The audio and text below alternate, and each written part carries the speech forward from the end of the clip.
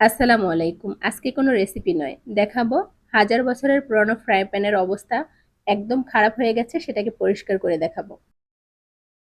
বলতে গেলে তুড়ি মেরে একদম চকচকে করে ফেলবো।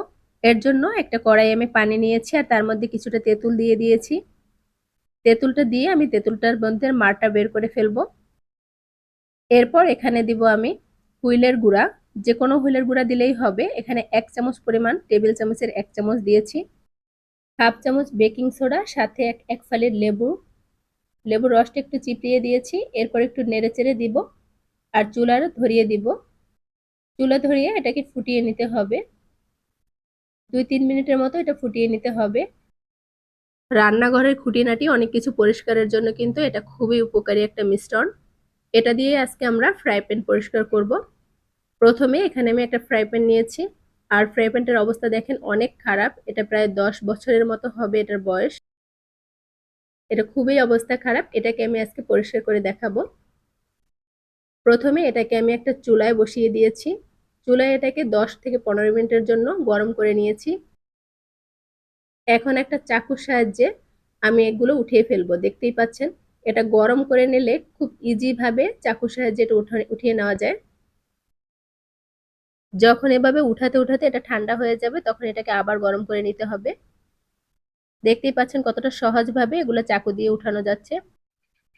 আমি চাকু দিয়ে করতেছি, কিন্তু চাইলে এটা চামচ বা অন্য কোনো ধারালো কোনো কিছু দিয়েও করা যাবে, তবে চাকু দিয়ে করাটা অনেক ইজি।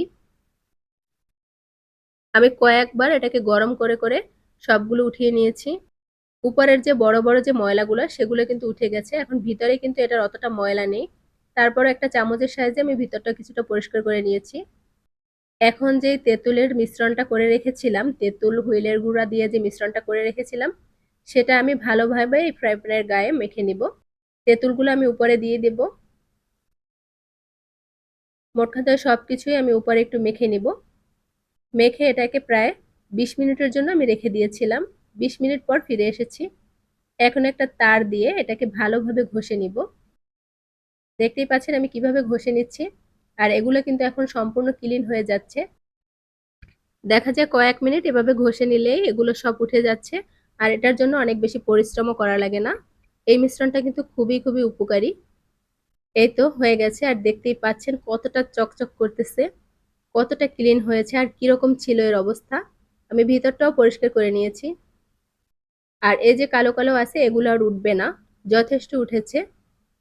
দেখতে তো পেলেন কতটা সহজভাবে এই ফ্রাই প্যানটাকে আমি পরিষ্কার করে নিয়েছি। আশা করি আপনাদের ভালো লাগছে। সবাই ভালো থাকবেন। আল্লাহ হাফেজ।